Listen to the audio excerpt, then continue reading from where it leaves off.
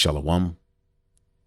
First and foremost, I want to give all praises to the Heavenly Father, Yahweh, Bahasham, Yahweh Shai, Bahasham, Rachahakwadash. Double honors to the apostles, the bishops, and the elders at Great Millstone who rule well. Peace and salutations, as always, to the elect. You sincere brothers and sisters coming back to the Most High, the God of Abraham, Isaac, and Jacob, through the sacrifice made by his only begotten Son, Hamashiach, Yahweh Shai, our Messiah, our Savior, our Mediator, our High Priest. All right. And ultimately, in these latter days, through his blood, his death, burial, and resurrection, we've received the Holy Spirit, which gives us the ability to testify, before the major judgment. And we are testifying of our Lord and Savior and what he came to do when he came as a man, and also what he's going to do when he comes as an angelic force, to start the process of setting up paradise on earth. The throne of David will be established on earth as it is in heaven, which is a righteous government where the law, statutes, and commandments of the Heavenly Father, be the standard of how humans will live under the rulership and guidance of the priest after the order of Melchizedek. A nation of kings and priests, starting with the 12 disciples, the rest of the 144,000. And that's going to be the government, that's going to establish the order of the heavens on earth. Along with the large multitude, which is the rest of the men, women, and children who will be delivered as well. All right. They will serve their roles, being joint heirs unto Yahweh Shai through the 144,000. And that's what the Lord's determination is as we are living at the end of Esau's world. We're starting to see his hypocrisy, how much of a problem he is, how draining he is, how annoying he is, how, unfair, unjust, unruly he is, how proud he is. And the scripture said that the pride of Esau's heart would deceive him. And as this man is moving along to establish his NWO, and we see this fight to restore America to its so-called Christian roots, man, one of the things that tickles me more than anything is to see this devil try to present himself as this loving, caring Christian. All right. But nothing that comes from this man, all right, reflects it. All right. And we're witnessing this Donald Trump regime. One of their many talking points is the talking point of making America Christian again. And here it is. They're rallying behind this Donald Trump character as some savior, as some, standard of, Jesus, as, we see, his following, guys that follow him, like Captain Kirk, who was just, taken back to the spirit world via being hit in the neck. The talking point of we are against, the trans, we're against, certain behaviors that go against biblical principles. Yet Monsanto exists, and there's no cry out against that. Yet many, principles that go against the Holy Scriptures are forwarded even under the Trump administration. One of his right-hand men is a Mo. There aren't any laws being passed to ban or pass laws to where you can't perform libiquita community activities. It's just a talking point. It's just a point to draw interest, and it also plays into the two horns like a lamb. We look at the book of Revelation 11, and you have two horns like a lamb. The right wing, the right spectrum of it represents, a Christian, whereas the leftist represents the liberal, and the Christian, wants to live by biblical principles, family, anti-abortion, pro-God, whereas the left, say that a Christian nationalism is a threat to democracy and civil liberties and civil rights. And they got Jake thrown all up in there to, just create this pot of confusion in which Esau Edom is able to just dominate and forward himself through these two opposing ideologies. And it's worked for him. But we're at the point where things are getting ready to take a turn. And you see these devils rallying behind Donald Trump, and you see they're, all coming together, even though they don't agree on anything under the guise of Christian, Tucker Carlson, Marjorie Taylor Greene, Candace Owens, it's many of them, Matt Walsh, as you see this post here, they're all, rooted in this Christian nationalist ideology. But where America cracks me up is that they want to erase the actual history of Christian nationalism and what it did to the earth and what it, how it was really, what it was really founded in.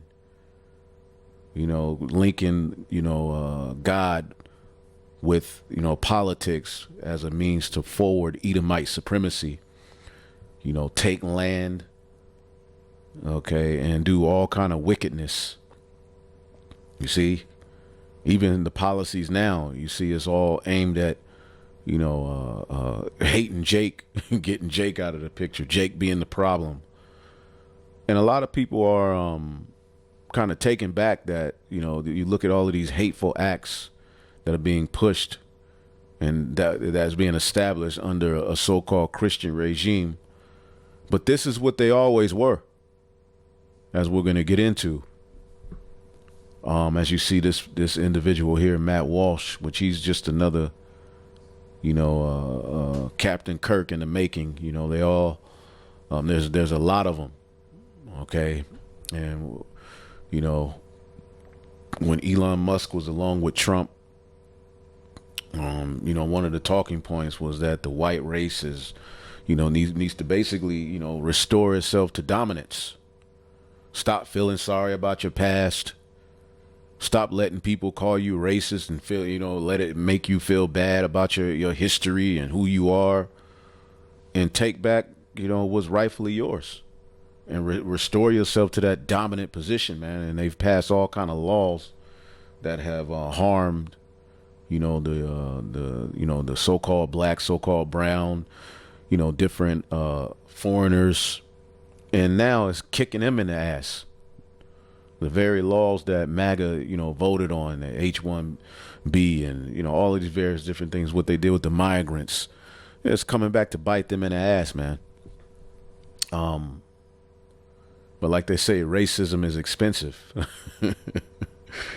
Okay, it costs to be the boss. Now, this guy, Matt Walsh, which he's heavy into the pseudoscience, the 13% of the people do the majority of the crime, and painting you niggas as just the absolute worst, black, there's no black fathers in the house, all of this. But when it comes time to, accept of their fault in the whole grand scheme of things, the Edomite, he don't want nothing to do with it.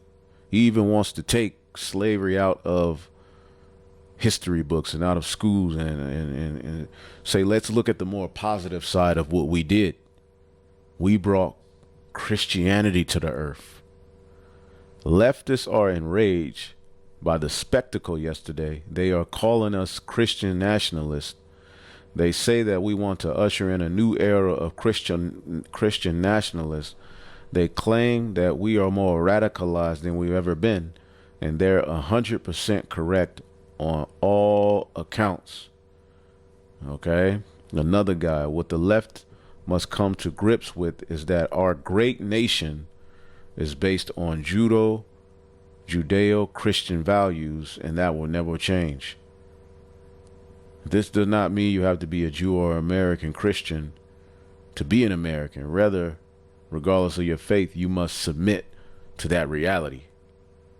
Okay, and these devils are just the biggest Christians in the world right now, man.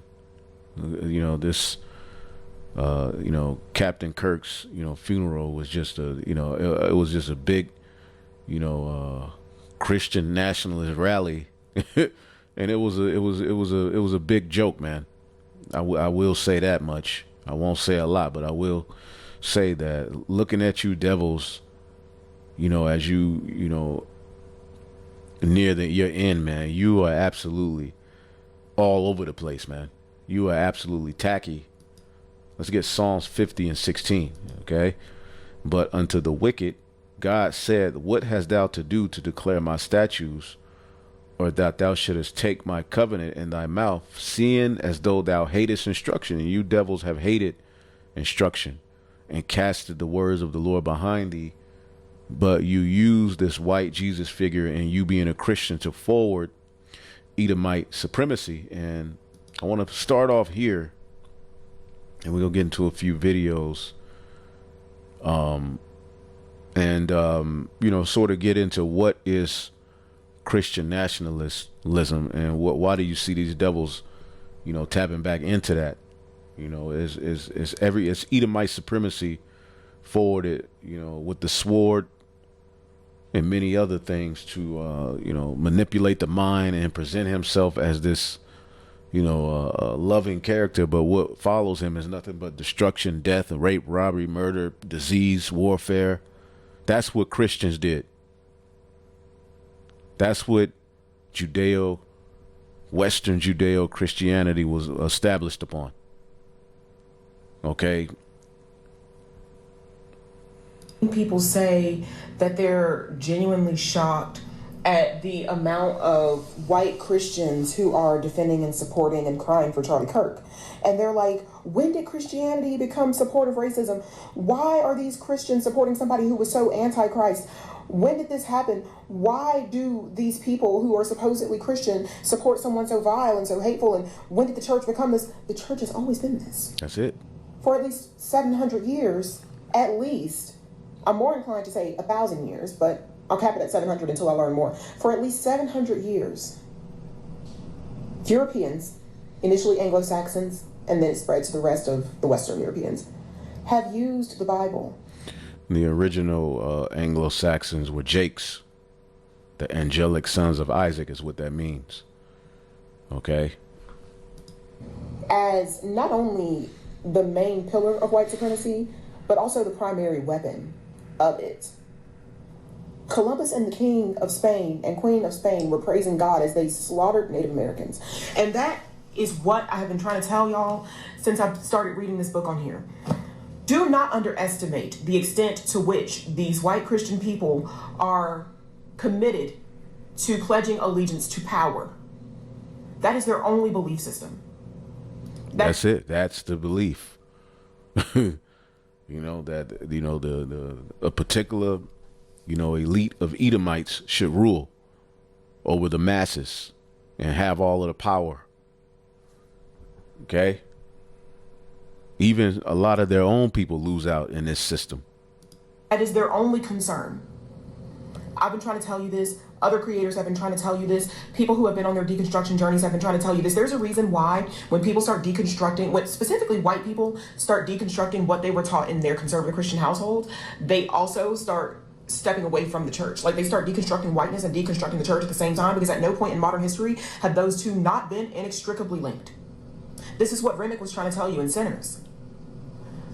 And sitting here thinking that white Christians supporting and revering and praising and mourning a blatant Nazi racist, thinking that that's new, gives them more power.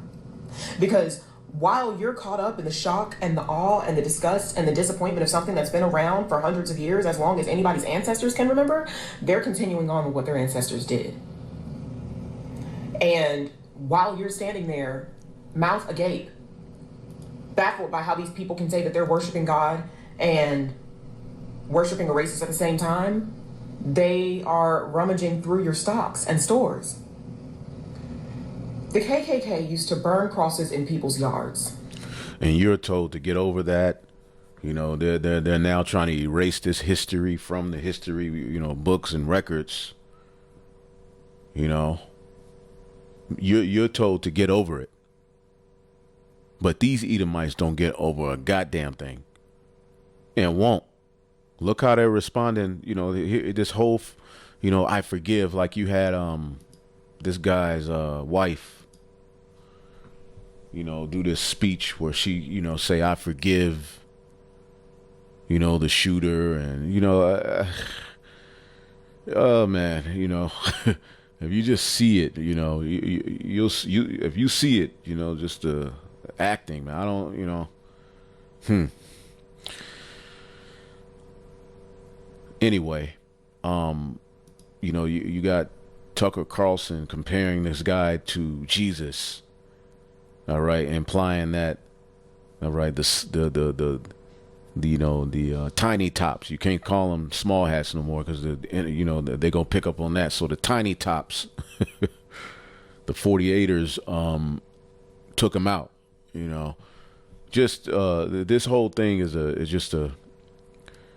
very interesting. But let's go back here. Oh, let me play this. This is the funeral. Kirk truly was. He was a missionary with a noble spirit and a great, great purpose. He did not hate his opponents. He wanted the best for them. That's where I disagreed with Charlie. I hate my opponent. And I don't want the best for them. I'm sorry. I am sorry, Eric. First and foremost, that's so gross, but expected, not surprised in the least bit that he said that. Secondly, Charlie Kirk was an unrepentant racist. And there's nothing wrong with being a racist. All right? It just means you advocate for your race above others. It's just that the Edomite, the so-called white man's form of racism, has always been associated with him using that to, rape, rob, murder, poison, sterilize, and many other things. Ultimately, he was a Christian evangelist. And it actually reminds me of my favorite story ever. So it's about 2,000 years ago in Jerusalem, and Jesus shows up and he starts talking about the people in power. And he starts doing the worst thing that you can do, which is telling the truth about people. And they hate it. And they just go bonkers. They hate it. And they become obsessed with making him stop. This guy's got to stop talking. We've got to shut this guy up. And I can just sort of picture the scene in a lamplit room with a bunch of guys sitting around eating hummus, thinking about what do we do about this guy telling the truth about us? We must make him stop talking. And there's always one guy with the bright idea, and I can just hear him say, I've got an idea, why don't we just kill him? That'll shut him up. That'll fix the problem. Oh my God, it's so weird. It doesn't work that way. It doesn't work that way. Everything Okay, let is me just tell inverted. you this. If you're thinking, okay, well, did he or did he not just accuse the Jews of killing Charlie Kirk? All of these Edomites just need to shut the fuck up. All of y'all. All of y'all, man. Let's go to this. This was the funeral, A veil over the forces of wickedness and evil. They cannot imagine what they have awakened. They cannot conceive of the army that they have arisen in all of us. Because we stand for what is good, what is virtuous, what is noble. So you don't hear any turn the other cheek, take the low. Okay, you don't hear, you don't see really any principles of Jesus really being taught, right? What you're witnessing is they're looking for a reason to retaliate. They're looking for a reason to bring the sword. They're looking for a reason, all right, to bring back the colonial spirit in which they dominated the nations using Christianity as one of the means of justification, okay? And to those trying to incite violence against us, which really is just Edomite dominance. We're better than you. those trying to foment hatred against us, what do you have? You have nothing. You are nothing. You are wickedness, you are jealousy, you are envy, you are hatred. You are nothing. You can build nothing. You can produce nothing. You can create nothing. We are the ones who build. And this is near the stadium near Phoenix. And you know the story of Phoenix. The phoenix that is a mythological bird that rises from the ashes, and they use that in there. There was a lot of occult ties to this whole thing as well. But as you can see, this is what it always was in the first place. They're just looking for, and they're just using this as an excuse to bring it back. Okay? We are the ones who create. We are the ones who lift up humanity. To quote George W. Bush, that's some weird shit. I mean, that is just, and when I heard the audience applause, it doesn't surprise me. Yeah, and this is what it always was. What do you think he's talking about? The KKK was a Christian organization. Entire church congregations have chased black people out of their church, beaten them, and lynched them on Sunday morning. And you thought these people were worshiping the same God as you? In the Bible, it says, thou shalt put no other God before me. So you admit there are other gods. And if there are other gods, do you think that these enslavers would have given their slaves the same God that they were praying to? Stop allowing these people to shock you. That's why they want to take away education. So that you don't read books like this, so that you don't know your own history, and more importantly, so that you don't know their history. They don't want you to know who they are. Because the devil's biggest defense is a skeptical or ignorant or confused public. Yep, gray areas, which is what this, Judeo-Christian rhetoric has brought. A gray area. Okay, no true biblical principles are being taught. There's no godliness in the history of America. There's no godliness in the present of America. There were certain, aspects of early America, that things were a little bit more family oriented. But the foundation of this place was always the sword, was always Edomite supremacy. And that's what they're returning to. And we told you that that's what they was going to do. The prophets told you that this was coming. We told you the pseudoscience and all of these various different things that got them to where they are is what they're going to tap back into. And this is what you're seeing with this Christian nationalist rhetoric, which Christian nationalist is both a political ideology and a cultural movement that blends Christianity, particularly Protestant Christianity in the U.S., which that's what vocab Malone stems from. Okay. And when you see him coming to the Israelite camps trying to force, his version of Jesus on you, and that's the same thing they did to the Native Americans. It's just now he doesn't have the physical sword, and he's a little bit more deceptive. But they're trying to force their belief on you. This is what they've done throughout the four corners of the earth. And these people, again, don't really care about the Bible. They don't live godly lives. They don't, celebrate, biblical holy days. So a lot of these so-called Christians are getting ready to celebrate Halloween, Thanksgiving, Christmas. But they'll mock you Israelites for trying to keep the Passover and tell you the laws are done away with and all these various different things, man. These people don't care about the scriptures. They're cultural Christians, which ultimately America was tied to Christianity from the sense of Edomite supremacy and not the foundation of the apostles and prophets. Okay? It says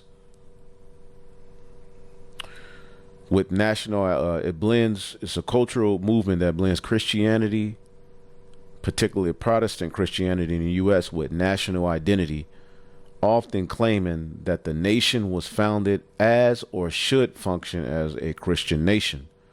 It's less about personal faith and more about using Christianity as a cultural and political framework to shape laws, identity, and public life. It's used for the right wing at the end of the day. Nothing more. Okay, the right wingers use it, as a talking point, as an argument, as a basis to draw, one, person into their.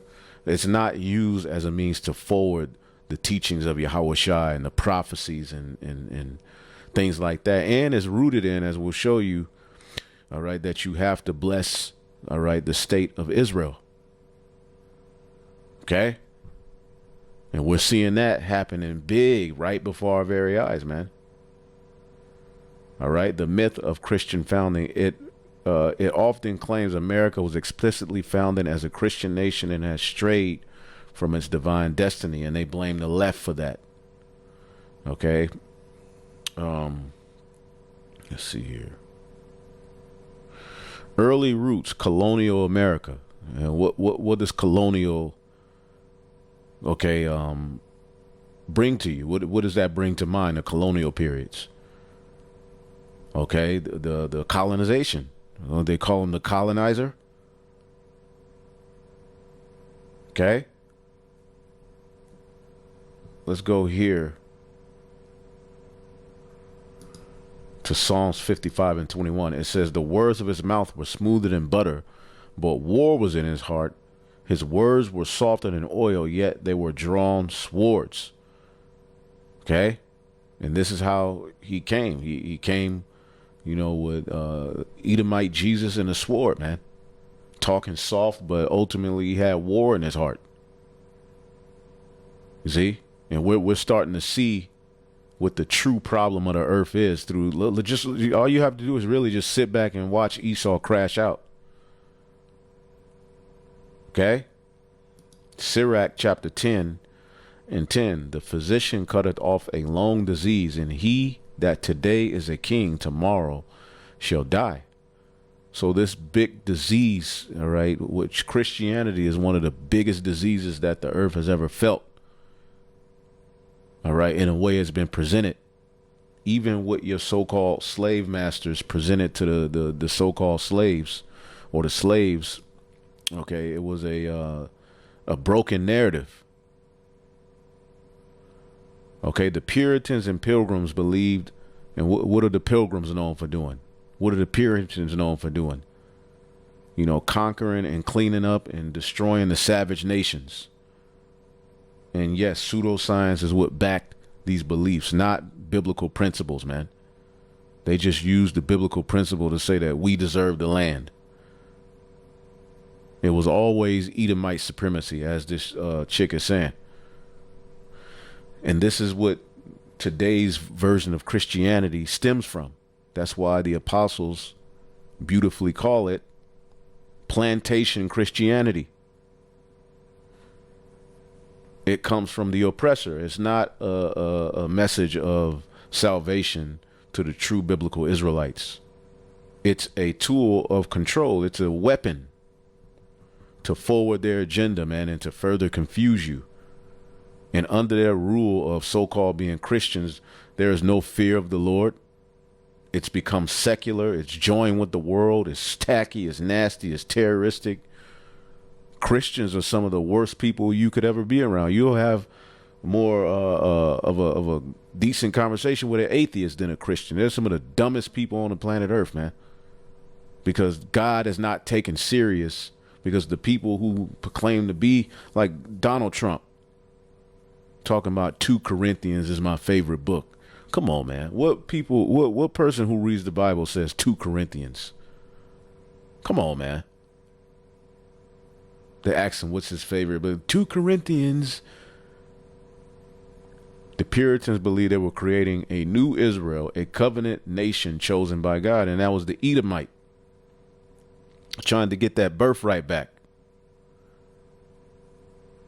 This planted the seed of the idea that America had a divine mission, a mission by God, which it did fulfill prophecy. But this is what it was more so. Let's get the book of Revelation 13 and 7. And it was given unto him to make war with the saints. So power was given unto you, and to overcome them. And power was given him over all kindreds and tongues and nations. Verse 6, and he opened his mouth in blasphemy against the Most High, to blaspheme his name, to blaspheme his tabernacle, and them that dwell in heaven. He lied about everything. He didn't use his power to really uplift the scriptures and biblical principles. But he'll use the Bible to say, well, I'm against the trans. I'm against, to have an argument. But nothing really gets done. Like right now, as much as the right say they're against abortions, are you still able to do them? Well, he left it up to the state. Are they? Really? In what states is it banned? Maybe a few, but not really like that. It's just a point of contention, man. It's not really the people don't know what scripture to go to say that that's wrong. People don't know what scripture to go to condemn, the Labiquita community. People don't know the legacy of the prophets. People don't get into prophecy. People don't know the true sacrifice of Yahweh. It's just his blood and all this shit. You don't see no real mindset towards the scriptures of Yahweh in America like that. People are cultural Christians. They don't even have a biblical worldview. They don't view the world around them pertaining to prophecy. Now some of them are trying to, because it's evident that the MOTB is coming, but other than that, they don't live their lives in any righteous way. So power was given unto him, right? But this doesn't fulfill the role of the righteous, man. This fulfills the lot of the wicked. All right. While the Constitution was written as a secular document, many leaders used biblical language in public life. The myth later grew that the founding fathers intended U.S. to be explicitly Christian, which is bullshit. Okay. It was supposed to be a country that benefited Edomites. It's just that now it's been hijacked by a certain group of Edomites, and they're undermining the rest of the Edomites. But let's see here. During the colonial period, the Native Americans were devastated by disease, displacement, and warfare, slavery. So I asked, was slavery and white supremacy a big part of Christian nationalists? Yes, slavery and white supremacy were deeply tied to the development of Christian nationalists in America, especially from the colonial period onward. Okay, the Spanish, the French, the British, and all they've done is forward the sword. Those weren't godly, nations and rulerships and governments. Okay? Slaveholders promoted a theology where slavery was not only permitted, but supposedly beneficial for enslaved Israelites because it exposed them to Christianity. So this is, what Matt Walsh is on when you read his talking points. We brutalized you, but we made you better. You weren't, progressive. You were a no people. You were not bringing any fruit to the earth. Okay? So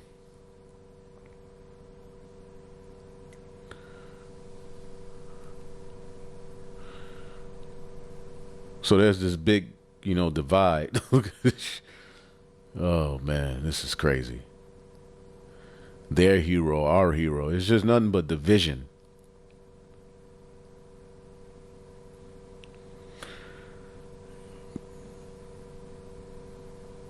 And they'll use this figure to, say we forgive, but Esau ain't forgiving a goddamn thing. Esau is getting ready to wage war, as he's always done. Now, let's listen to the rest of this, and then we'll get a few more points. What these people are doing, mourning a monster, while millions around the world suffer at the hands of monsters like him, is not shocking. It is not new. And if it takes you off guard, you have not been paying close enough attention. And instead of getting mad and getting sad and getting depressed, you just need to get educated.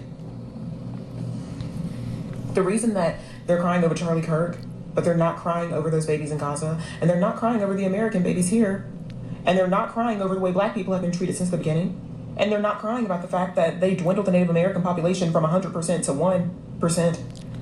Yeah, they you know, they'll say, well, the Native Americans didn't know how to, they didn't even have a will yet. We gave you a will in the internet. So yeah, while it was, you know, yeah, we did do a lot of killing, but you know, yeah, according to the science, it was needed. That's what Christians did. The reason that they're not crying over that is because they worship power. And groups who historically have no power are not their concern unless they can use them to make themselves look good. Missionaries, soup kitchens. Violence is a weapon that, in their minds, only the group in power is allowed to use. That's why they take Christmas card photos with AK-47s, because it is a show of power. And so when they watched Charlie Kirk, a white man, die like a black man, it threw off their equilibrium, because to them, only people who don't have power are supposed to die like that. Do not underestimate these people. Do not let them tell you that they are good people. They are not. And now that the veil is thinning, and now that every single thing is being revealed gradually, because otherwise we would lose our minds more than we already are, now that you see what you see, and you hear what you hear, and you know what you know, and you feel what you feel, do not ever forget it. Do not allow your children to forget it, because that's how they got us the first time. They put on this really good image. They put up this really good front. They have an incredible PR machine. What does the scripture say? No marvel.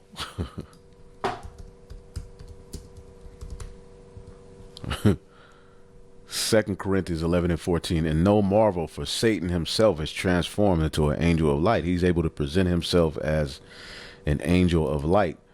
This is Psalms 73:6. Therefore pride compasseth them about as a chain, and violence covereth them as a garment.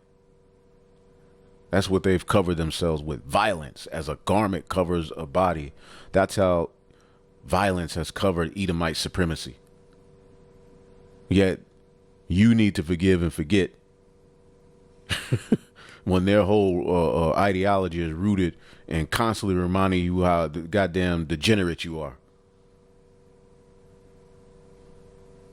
And we get it. Niggas are degenerate, but there's a story. There's a history tied to that you're a part of. Their eyes stand out with fatness. They have more than heart could wish. They are corrupt and speak wickedly concerning oppression. They speak loftily. See, they speak wickedly concerning oppression. And they tricked you into believing that they were the moral standard. Right. The moral center. Yep. They're the opposite. The white Christian church has colonized, brutalized, decimated every ethnic and religious group you can think of, from poor Englishmen in the 1600s to the Irish a little bit before that, to the Native Americans. Which a lot of the Irish were Jake. You had what you call the Black Irish. All right, but that's another history for another time. To Africans, Black Americans, Caribbeans. I'm talking about in it. Do not let these people tell you one thing and show you another. That Christian title don't mean shit. Get educated. And follow my playlist. All right, let's go here. What is that to you? Yeah, so I think there's lots of different ways you could describe it. The way I define it is a little broader. He's defining Christian nationalism. I say Christian nationalism is the worship of power, whether it's social power, economic power, political power, in the name of Christ. And I think it's relevant to describe it this way because it's something we've struggled with within the Christian church from the very beginning. So the first followers of Jesus didn't even call themselves Christians. They called themselves the Way. No, they call themselves follower of the Mashiach, which Mashiach is the word for Messiah. They acknowledged him as the Messiah. So they were followers of the Mashiach. They weren't called Christians until the book of Acts. Let's get that.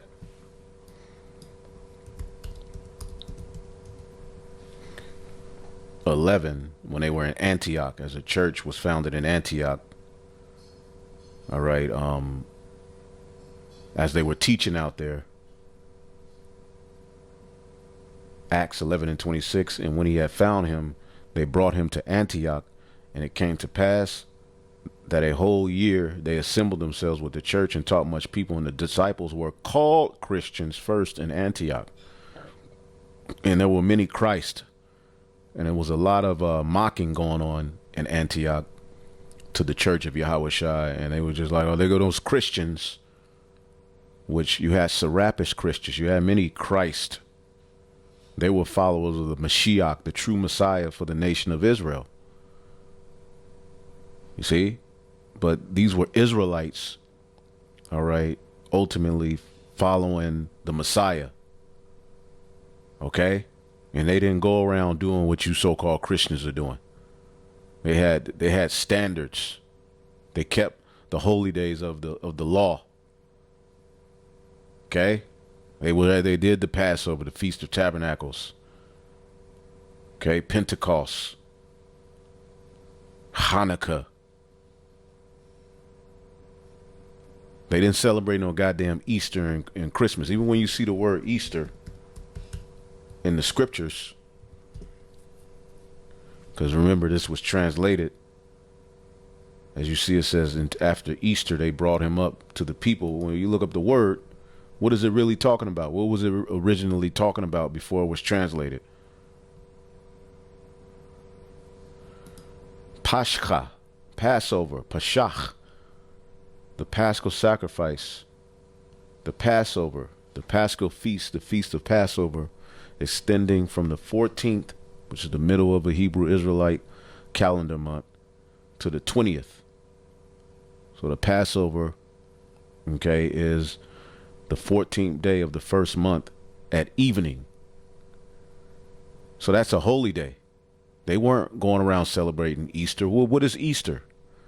So why do you always see these Christians celebrating Easter and high and egg? What is that associated with? Well, if you knew the origin of it, you would know that it's associated with idol gods that have nothing to do with the scriptures. Because really, all of these devils are part of these different, secret societies and left-handed, occult, demonic groups that do all kind of sexual perversion activities and wickedness, man. They're a bunch of deceivers. Because their crucified teacher had taught them a different way of being human, a different way of relating to other people, of understanding your relationship to neighbor and to God.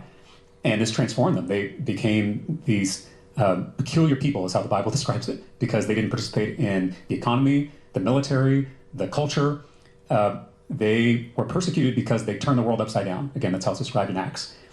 But 300 years after that, after the Roman Empire crucified Jesus, Emperor Constantine made Christianity the official religion of that very same empire. It wasn't technically the same empire. It was the Eastern Roman Empire. The Western Roman Empire collapsed. And the Eastern Roman Empire, which was ruled by Jakes for a period of 1,000 years, they call them the Dark Ages. Dark people were ruling, but, because they were Israelites, and Constantine was basically a politician. He wasn't really a follower of Yahweh Shai like that. If anything, he was pagan. Okay, and used Christianity as a means, all right, to Catholicize or make it universal, where everybody can bring their God under this one, Savior Jesus that accepts everything. It wasn't the true Messiah of the Bible. But again, he used it as a form of power. Okay? It wasn't the true, church like that, which, they were arguing certain biblical principles, and there were certain councils and things like that. But Constantine himself was really a pagan.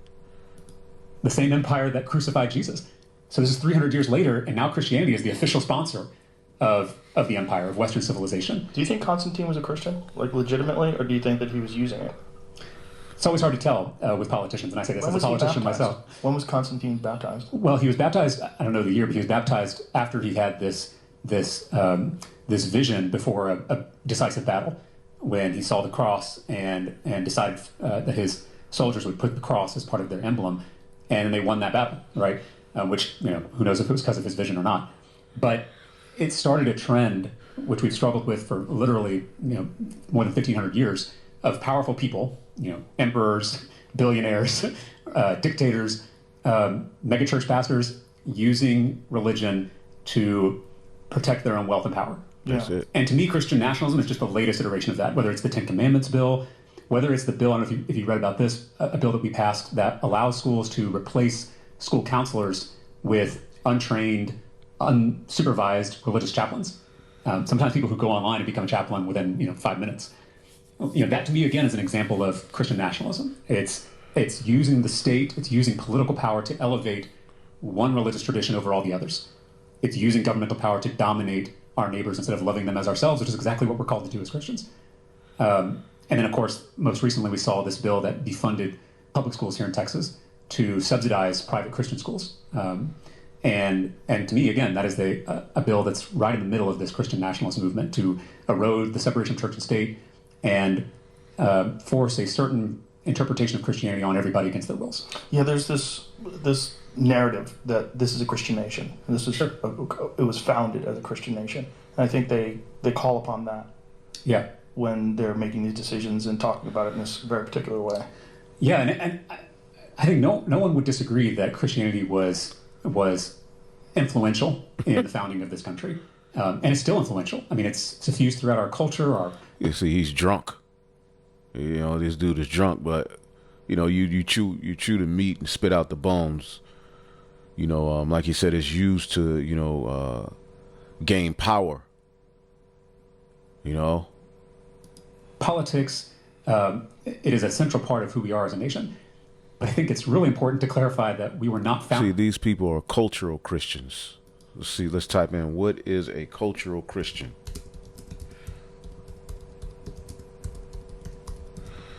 And you got some of these devils who study and really get into certain historical standpoints, but they don't live their lives.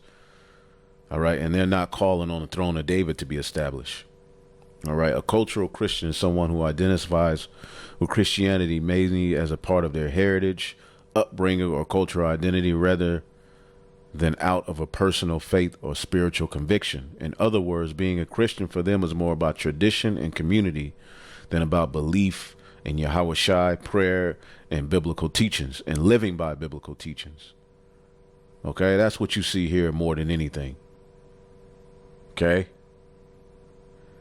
In the United States, some identify as Christian because they were raised in church or live in a Christian-influenced society, even if they don't actively believe. They don't read the scriptures. They don't make life decisions based upon biblical teachings and the scriptures.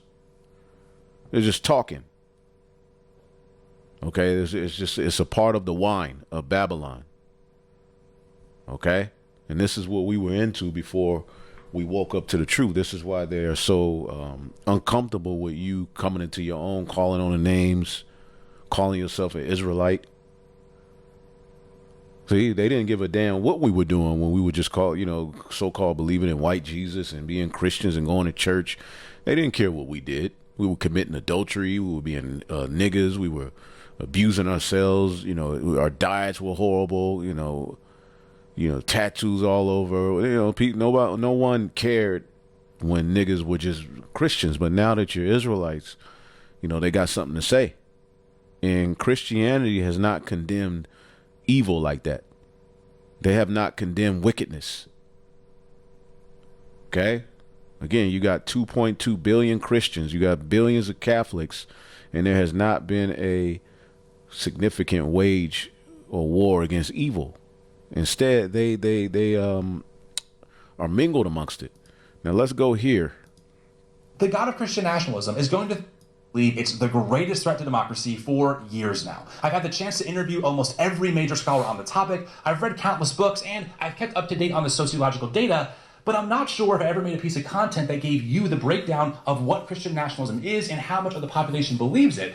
And I don't think I've explained why I think that this topic is not being talked about enough in mainstream and progressive media spaces. So That's what this piece is all about. When I say Christian nationalism, what exactly am I talking about, and why the heck am I always talking about it? Well, the short answer is this. Because in my opinion, it's the primary reason that we are in the political mess that we find ourselves in, and yet most people have never heard the term or the names of the people working behind the scenes that have given the Trump administration the directives that it's currently enacting. Think about it. In just a few short months, Trump has gutted major parts of our government, including the U.S. Agency for International Development, or USAID, which is the principal U.S. agency to extend assistance to countries recovering from disaster, trying to escape poverty, and engaging in democratic reforms. The Department of Education, which ensures that civil rights laws are followed in public schools, has been mostly dismantled. An unelected billionaire and his minions were given unfettered access to government systems in the name of eradicating waste. And fact check, they haven't done that yet. Legal immigrants are literally being kidnapped in broad daylight. Some are being deported, and the Trump administration is openly defying court orders to bring them home. Trump tried to erase parts of the Constitution through an executive order declaring that birthright citizenship should be null and void. Books about Black history and the Holocaust are being banned. The acknowledgement that trans people exist is being erased from government websites. And this is just the tip of the iceberg.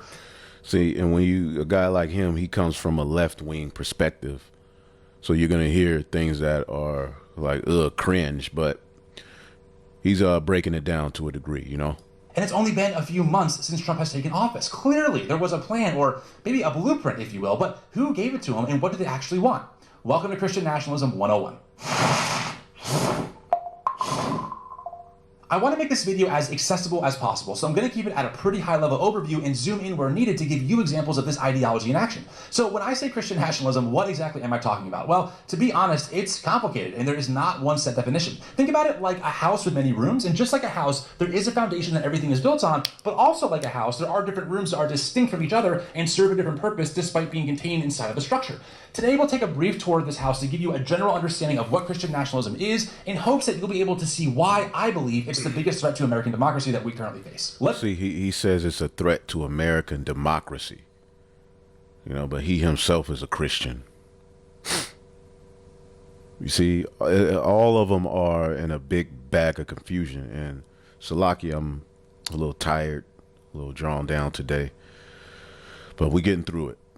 Let's start with the foundation, and for that we turn to the Public Religion Research Institute, one of the premier organizations researching Christian nationalism's popularity. They use 5 statements in their surveys, asking respondents to agree or disagree on a sliding scale, and these 5 statements are the foundation that Christian nationalism is built upon. They are the following. First, the U.S. government should declare America a Christian nation. Second, U.S. laws should be based on Christian values. Where is that happening at?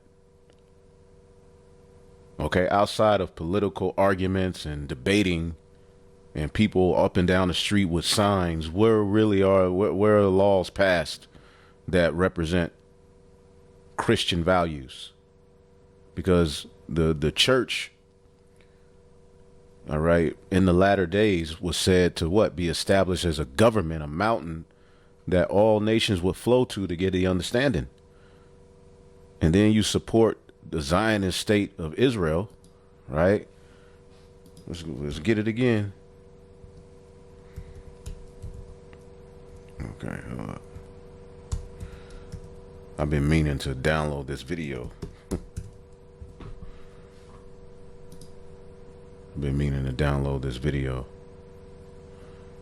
GMS Watchman. The beloved brother Yashalam.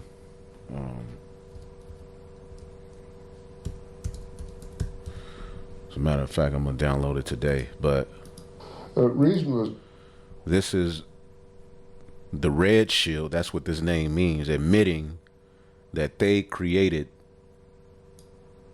all right, as we always tell you, that whole state of this, okay, is nothing more than a forwarding of British colonization.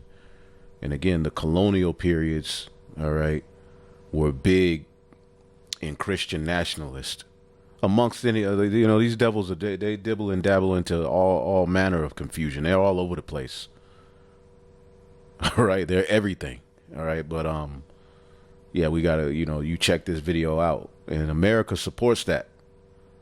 So you have a Christian country supporting a group of people saying that they're a fulfillment of the promise given unto Abraham.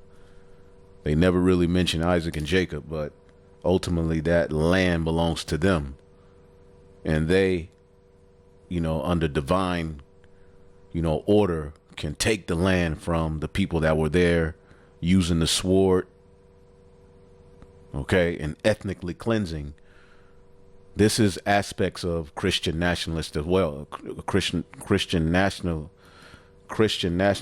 as well. Okay.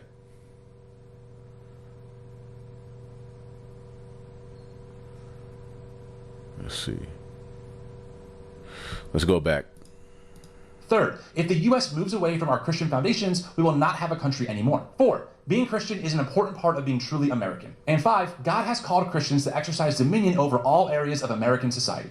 Christian nationalism is not centered around a unifying Christian theology or doctrine. Instead, Christian nationalism is more focused on the role that the Christian God plays in America and the obligation the believer has to keep America Christian in order for God to keep his blessing on the country. If you look closely, you'll notice a unifying theme between these 5 statements: power and control, because at its core, Christian nationalism is about maintaining power and control over society and politics. So what's the percentage of the US population that would agree with these statements? Well, like most things, it's a spectrum, not a binary. PRRI found that Americans fall into 4 categories on the Christian nationalism scale: adherents, sympathizers, skeptics, or rejectors. Christian nationalism adherents either agree or completely agree with all 5 statements in the scale. This group includes about 10% of Americans. Sympathizers agree with most statements of the scale, but they are less likely than adherents to completely agree. This is about 20% of Americans. Skeptics disagree with most statements in the scale, but they are less likely than rejectors to completely disagree. This group includes 37% of Americans. Skeptics completely disagree with all 5 statements in the scale, and this group includes 30% of Americans. So the composition of America looks like this. And if you're wondering if Christian nationalism is mostly found in right-wing spaces, you'd be correct. According to PRRI's research, a majority of Republicans either qualify as Christian nationalist adherents or sympathizers, and 2/3 of Americans who most trust far-right TV news sources qualify as Christian nationalism adherents or sympathizers. The same goes for folks who most trust Fox News. Here's the good part. Most Americans disagree with or flat-out reject Christian nationalism. But here's the bad part. Christian nationalists are well-funded, militant, and really do not care about the opinion of the majority. They are given unlimited money by billionaires who have helped them gain unprecedented access to the levers of power in American politics. For the rest of this video, when I refer to Christian nationalists, I'm mostly referring to the Christian nationalist adherents who represent 10% of the population. A few examples would be Charlie Kirk, founder of Turning Point USA, Ali Stuckey, host of Relatable via the Blaze Network, Steve Bannon, founder of Breitbart, and Congresswoman Marjorie Taylor Greene. Christian nationalists are extreme. They are motivated by an authoritarian understanding of the Bible and the Christian faith. The 10% will stop at nothing to make America a Christian nation ruled by them with everyone else under their foot. That's why we get called, well, you're a Christian nationalist. You want the kingdom to be the government. Yes. You want God to come and overtake the government. Yes. You want Christians to be the only ones that, yes, we do. We wouldn't be at this. Imagine what people like him do behind closed doors. You had a bunch of Christian nationalists on the Epstein list. How about that? And since you're so Christian, why at that funeral didn't that list come out? Disciple of Jesus if we didn't believe that? We want God to be in control of everything? We want believers to be the ones writing the laws? Yes, guilty as charged. I mean, it's funny when I meet Christians where I'm like, I'm like, have you read the Great Commission? Like, this is actually what we want. Guilty. Christian nationalist adherents do not like democracy. They reject pluralism and multiculturalism, and they have no major qualms about using or endorsing violence when they deem it necessary. Just look at January 6th, for example. Like all humans, Christian nationalists have an origin story that lays a foundation for how they see the world and their place in it. The story for the Christian nationalist goes something like this. America was founded as a Christian nation based on Judeo-Christian principles. Because of this, God blessed America more than any other nation in the history of the world, making her exceptional. God has a special plan for America to be a shining city on a hill for the world to see, but that's being threatened by the evil forces of liberalism, secularism, feminism, sexual liberation, Marxism, and communism. And the elites fund both sides. This is a sick group of people, man. Put succinctly, America is under attack, and these forces have taken root in family, religion, education, media, entertainment, business, and government. As Christians, we have to do everything we can to bring God back to America, because if not, God will bring more judgment on the country and this is why they're able to appease to, Bible believers. Even Jake, who's a Bible believer, he'll side with the right wing. Okay, and say, yeah, this makes more sense. will no longer have a nation. Christian nationalism often conflates natural or planned tragedies with God's judgment. An infamous example of this is what Jerry Falwell, the founder of Liberty University, said when 9/11 happened. What we saw on Tuesday, as terrible as it is, could be minuscule if in fact God continues to lift the curtain and allow the enemies of America to give us probably what we deserve. I really believe that the pagans and the abortionists and the feminists and the gays and the lesbians who are actively trying to make that an alternative lifestyle, the ACLU, People for the American Way, all of them who tried to secularize America, I point the thing in their face and say, you helped this happen. Well, I totally concur. For Jerry, there's a reason God allowed 9/11 to happen. It's God's judgment on a nation for allowing demonic ideologies and actions to thrive in America, which in this case are women's rights, gay rights, and civil rights for all Americans. Because Christian nationalism believes that America was founded as a Christian And civil rights was duped into that whole lump. This is where you Israelites are being led to the slaughter. nation, they believe their religious beliefs should be privileged in the public square. I should note here that the word Christian is doing a lot of heavy lifting because Christianity is not monolithic. Christians have been arguing about pretty much everything since the origins of the religion. I mean, look how many different churches there are. You know, here it is, Vocab Malone comes, well, you guys don't agree. You have this sect of Hebrew Israelism. You have this, you have the you know, the Torah only Hebrew Israelite. You have this, the black Hebrew Israelite, you know, but how many different denominations are there of Christianity? How many different churches are there when you go to so-called blacks, Hispanics, and Native American neighborhoods? How many churches are there in different denominations? Then you got the Catholic Church, full of idols. To date, there are three major Christian schisms: the Catholic Church, the Eastern Orthodox Church, and the Protestant Church. And each one of these schisms has schisms inside of it, and there's schisms inside of that. So when Christian nationalists say that America was founded as a Christian nation, that word Christian is loaded with assumptions about which Christianity is being referenced. Exactly. In this case, it's a Christianity built on American white supremacy and theology. There you go. That's what it is. That's what they're trying to tap back into. And they don't want to hide it anymore. It might sound extreme, but it's true. Books such as The Bible Told Them So by J. Russell Hawkins, White Evangelical Racism by Anthea Butler, and Fever in the Heartland by Timothy Egan all demonstrate this. And if you want real-world examples, ask yourself why right-wing media was against Black Lives Matter and supports Trump's illegal deportations of... Because Black Lives Matter was a damn farce. Funded by the left wing. Okay? ...brown-skinned people. Why do you think Trump labeled... And let's not forget that Joe Biden had immigrants locked in cages. Let's not forget Obama's, getting the immigrant, meeting them at the gate, meeting them at the border, and turning their asses around, man. See, all of you devils are guilty of putting hell on Jake. It's just that the left was able, after the Civil War, Jake was, pretty much a right winger, a Republican. The Republicans freed Jake, but around the Great Depression, around that time, the left started to promise Jake all kinds of this and this and that. None of it ever panned out. The New Deal. Okay? There's so much.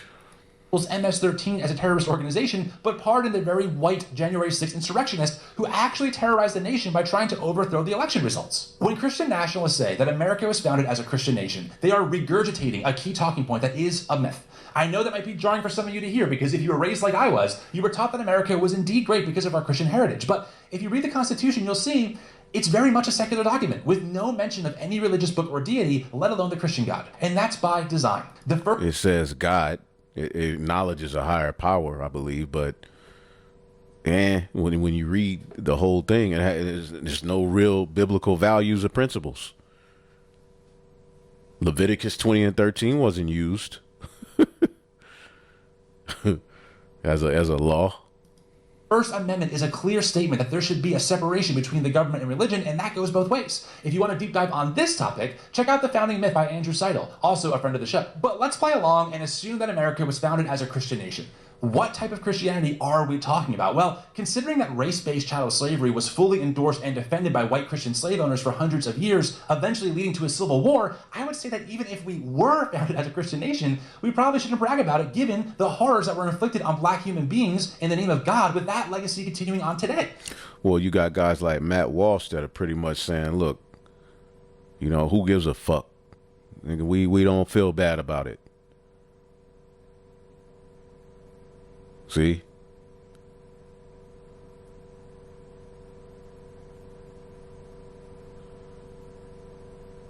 So, and you see they push this right-left paradigm real good.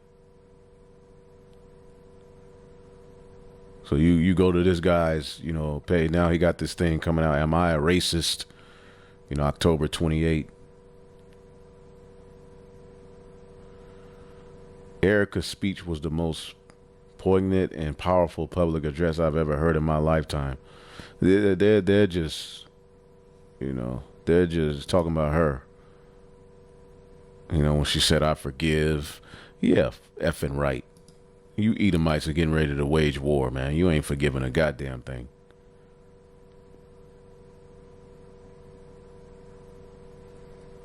They said this dude hung himself. Oh man. Yeah, if you read this dude tweets, man, he is out of there. But he's against the trans, you know, so when you watch some of his videos, you'll agree with him, but he is very much, he holds to Edomite supremacist views. This is another one.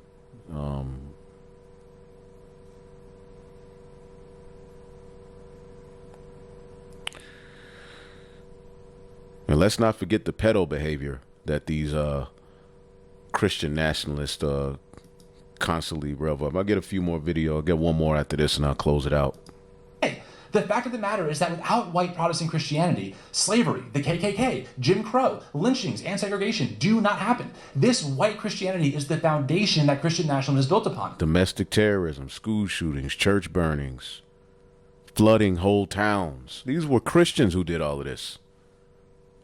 Period. That's why some scholars call it white Christian nationalism. But the myth that America was founded as a Christian nation doesn't need to be true. It just needs to be believed. Christian nationalists use this myth to defend their views today when it comes to various culture war issues, such as abortion, LGBTQ+ rights, civil rights, the environment, women's rights, and the list goes on and on and on. They believe that America is under attack and that they are in a spiritual war with real-world consequences. It's all part of the king coming back.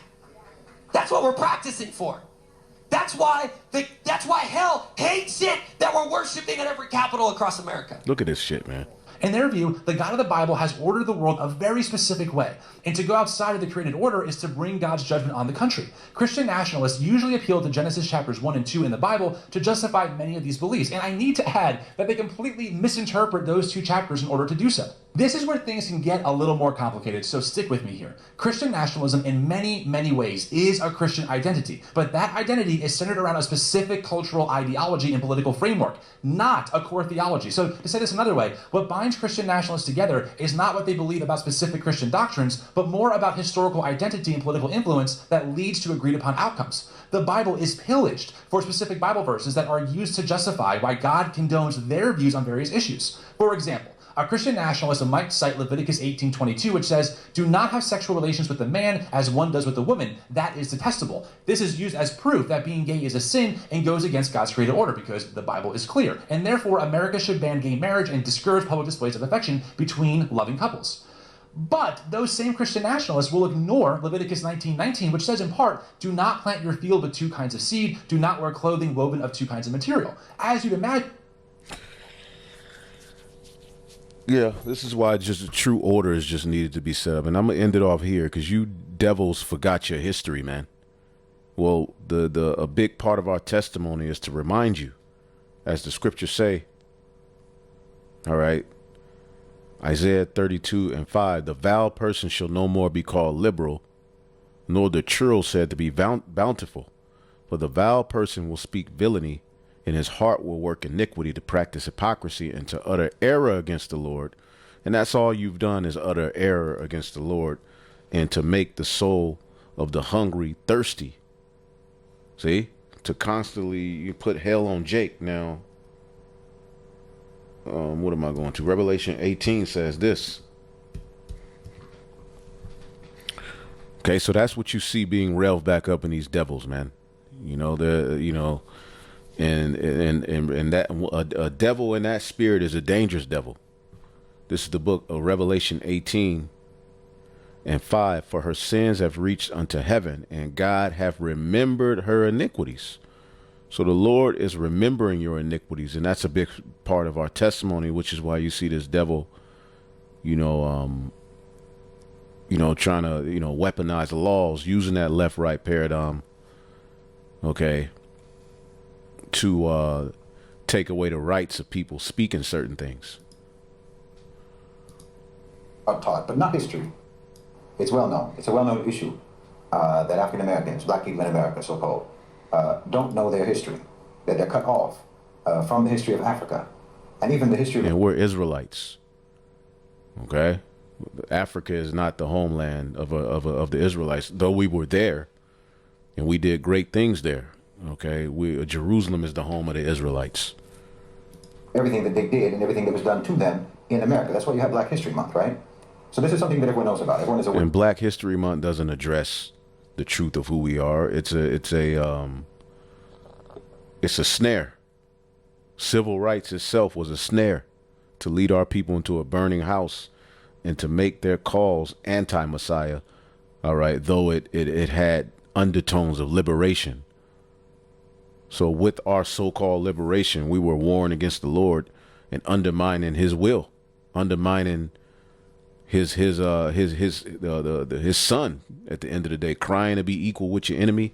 The scriptures say this in Proverbs 3:33 or 31, envy not the oppressor and choose none of his ways. Civil rights was rooted in you envying him and wanting to be equal with him and sit and drink out of his fountain and want him to accept you as a human being, Aware of this issue. But the truth is that so-called white people don't know their history either. Right. Their history in America or their history in Europe. Americans generally don't know history, which is incredibly useful when you consider the fact that history repeats itself. It's incredibly useful to keep the entire population in a state of amnesia, so that the whole country operates like the main character in that film Memento, So you keep doing the same things that you've always done, and you never understand that you're actually doing the things that history has already judged to be crimes. You understand? You can do it as if there's no context, as if there's no history, as if there's no pattern. That's the whole point of approaching current events from an ahistorical perspective. You don't want anyone to see the pattern. You want to be able to do things that have already been condemned by history, but you want to keep doing them anyway, as if you don't know that they're contemptible. You don't know that they are condemned actions, just like Donald Trump now invoking the Alien Enemies Act in reference to mass deportations and so on. Okay, this is the same act that put tens of thousands of Japanese Americans into internment camps in World War II, and for which the United States government eventually had to provide compensation and eventually had to even apologize for doing it. You see, it is something completely contemptible that you did, but you want to repeat it. So you forget your history. You forget history so you can repeat history without blame. Both so-called white people and so-called black people in America don't know their history. Both have been told lies about the past, about their respective pasts. And the only reason for that is for the purpose of maintaining the continuity of the contemptible reality of how that society operates. Amnesia and fictional histories serve as a preventative measure against change, against reform, against rehabilitation. America chooses to live like it's in the movie Groundhog Day. You pretend that only today exists over and over and over again. And because of this forced amnesia, because of this deliberate suppression of historical awareness, the people in America don't even recognize when they're reliving their own past. They think that they're facing something new. They think that they're responding to some unprecedented crisis every time. If you have no recollection where the road leads that you're on, then you'll keep walking it again and again, never realizing that it has already led you into disaster after disaster, dozens of times before. And this is exactly the condition that the rulers in America want, that the elite of America want. Not just for black people, not just for so-called white people, but for everyone. Because the most effective way to ensure that a crime continues is to make sure that it is never recognized as a crime. To make sure that every time you commit that crime, it feels like the first time. And this is what Esau is on. And this is what he's trying to train his youth, all right, the next generation up, and the fact that there was nothing wrong with how they were established. They did no wrong. They only brought good. You know, they have a higher IQ, tap back into the pseudoscience, pull out a few statistics, all right, and jump into the NWO as the hero, all right? So when Trump talks about invoking the Alien Enemies Act, most Americans don't hear the echoes of history from that. They don't hear the voices of the Japanese Americans who were dragged from their homes and put behind barbed wire for years and years. They don't remember that that country had to apologize for doing exactly what they're about to do again. The American mind resets every morning, and that's the perfect condition for those in power. Because if people really understood history, then they would recognize that nothing about the American system is accidental. Every aspect of it, from its racial hierarchies to its economic disparities to its unjust foreign policies, is simply the continuation of an old script, a script that has played out again and again, always leading to oppression, always leading to exploitation, always leading to war, always leading to misery. And this is why in America history isn't taught. Fiction is taught, legends are taught, myths are taught, but not history. Because real history would be dangerous. Real history would break the illusion and potentially break the cycle. So-called white people in America know a version of history. They know a story. They know a narrative that has been carefully crafted to shape how they see themselves, how they see their ancestors, how they see their nations and their place in the world, and how they see everyone else. And this ignorance, this deliberate miseducation that they have imposed upon their own people allows the same crimes to continue. What most white people in America and Europe believe about their history is not history at all. It's mythology designed to produce a specific kind of person, a person who does not feel guilty, a person who does not feel accountable, a person who does not feel responsible for ever changing anything because they don't think they're doing anything wrong. Woo!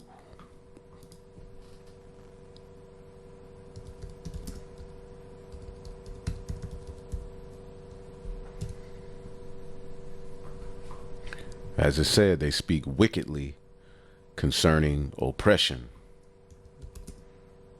Okay? They hold themselves not guilty.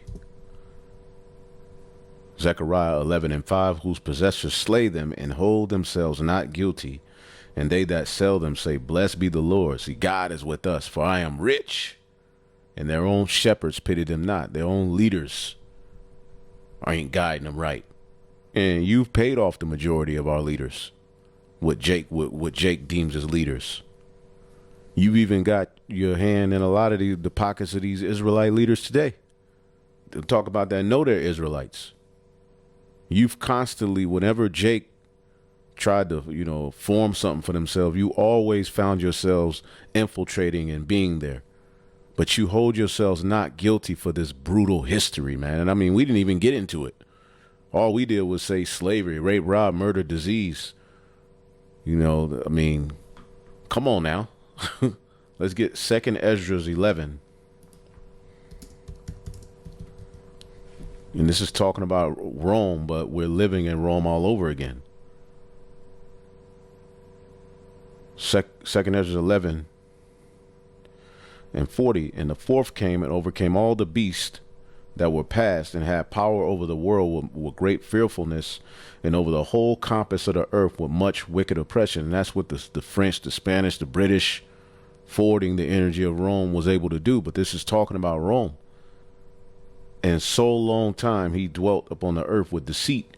For the earth hast thou now judged with truth, for thou hast afflicted the meek, thou hast hurt the peaceable, and thou hast loved liars, and hast destroyed the dwellings of them that brought forth fruit, and have cast down the walls of such as did thee no harm. Now you want to present yourself as a Christian, but the only Christian, but you use it in this sense. You use it in Revelation 13 and 11 for the two horns like a lamb to ultimately elevate yourself. It's just the right wing or so-called Christians. But all of these devils are sick. But as he's saying, you don't know your history, man. And they're trying to repeat that history. But this time they got AI on their side. And the tech billionaires and, the all of these plans of world domination through science and technology, They're taught that their ancestors were pioneers, their ancestors were explorers and builders of civilization, that they brought progress and democracy and enlightenment to the world. They hear about the Renaissance. They hear about the Industrial Revolution. They hear about the Age of Discovery, and so forth and so on. And not about enslavement, not about genocide, not about the theft, not about the destruction that their people are responsible for. They're not taught that their prosperity was built on unimaginable suffering. They're not taught that their systems of government, their financial empires, their very sense of national identity are all rooted in exploitation. They don't know about the crimes. They don't know the real legacy of their people. And so they don't change. They don't have to change because they don't even realize what they need to correct. You know, when we look at colonialism, for example, the history that's taught in Western schools is usually an abstraction. Colonization is framed as something that it just sort of happened a long time ago, you know, something that was maybe unfortunate, but it was inevitable, and it ultimately was it represented progress, and there were many beneficial things to come from it. Never mind the millions of Africans who died in the Congo Free State under King Leopold. Most white Americans have never heard of them. Never mind the Bengal famine of 1943 when millions of Indians starved to death due to British policies. They don't even know about it. The fact that the American police forces evolved from slave patrols, they don't know about that either. And they're not any more informed about the ongoing crimes, like the pillage of African resources today, the economic neocolonialism that keeps entire regions of the world impoverished, the exploitation of labor in the global south. These aren't relics of history. That's the present day reality of what your people are doing. But the story that the white people are told does not include those realities, or else it packages those realities deceitfully and dishonestly. They package them dishonestly and deceitfully in the past just like they do now. The irony is that when they're confronted with the truth, many of these people will react defensively. You know, I didn't do that. That was in the past. Why should I feel guilty? But this reaction in and of itself reveals how little they're really understanding. It's not about guilt. It's about responsibility. You know, if a person inherits a stolen house, they may not have stolen it themselves, but they still live in it. And if they refuse to acknowledge where that house came from or how it came into their possession, if they insist that that house is rightfully theirs because the crime happened a long time ago, well, then they're complicit because the theft is ongoing. The crime never really stopped. So when people don't know their history, they cannot recognize when history is repeating itself and when history is actually just a continuum into the present. This is why so-called white people in America can watch their government arm and support genocide in Gaza, bomb Syria, Iraq, Yemen, and so on, and actually believe when they say it's for the purpose of security. They don't see the colonial mindset at work. That's why they can see corporations, for example, Western corporations, strip mine Africa for resources and not connect that to the centuries of plunder that came before. This is why they can hear about mass incarceration, about police brutality and systemic racism in the United States, and not understand that these are not new problems. These are just new forms of an old system. These are new manifestations of the same system. And this is why they don't resist. Why they don't challenge the structures that continue to exploit and continue to oppress. Because they don't even recognize those systems as continuations of the age-old exploitation and oppression. The truth is, white people have been colonized too. Not physically, not economically, but psychologically. They've been conditioned to believe in a history that never happened. A history where they were always the heroes. A history where they were never the villains, and where their victims were villains. And as long as they live inside that fiction, well, they'll continue to perpetuate the same crimes of their past, even without realizing it. Which just means that we're not even talking about past crimes. We're talking about ongoing crimes from the past until today. Like I said, it's a continuum. If there's ever going to be any real change, if there's ever going to be any hope for justice, then so-called white people have to actually learn your history. Not the history that makes you feel proud and makes you feel good, that makes you feel comfortable, but real history, the history that makes you uncomfortable, the history that you've denied all this time. And only when white people know their real history, really know it, then maybe they can begin to take the first steps towards repairing the damage that history caused. And they're not going to do it because first they got to acknowledge their true history, their true nationality as Edomites. The damage that it caused to millions upon millions of people all around the world, including themselves. I mean, Americans, particularly so-called white Americans, you're all like the child of the BTK killer. Try to come to terms with the fact that you were raised by a monster who you always thought was a good and upright man. If Americans in general really understood their history, well, they would know that the United States government has only ever used fear as a weapon against them.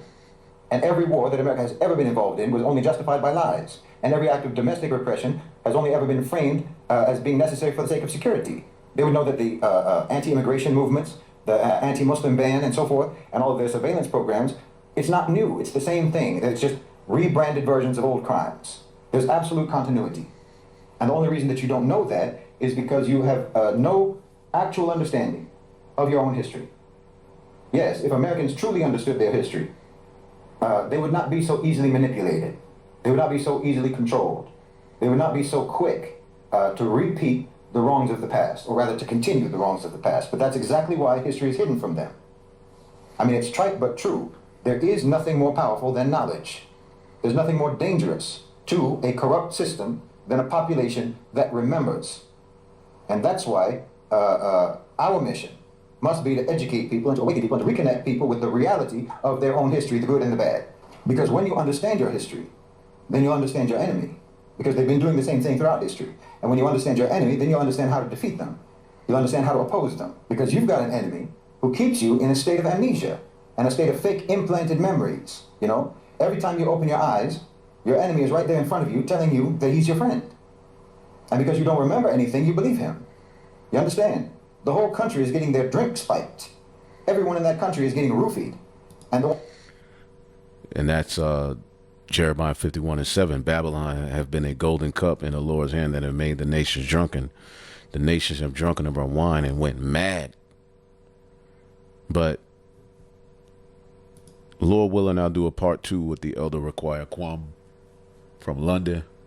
Lord willing, I'll be in a more of a, more in the spirit, but we got out what we could. Hopefully I will edify it on to the next. Shalom.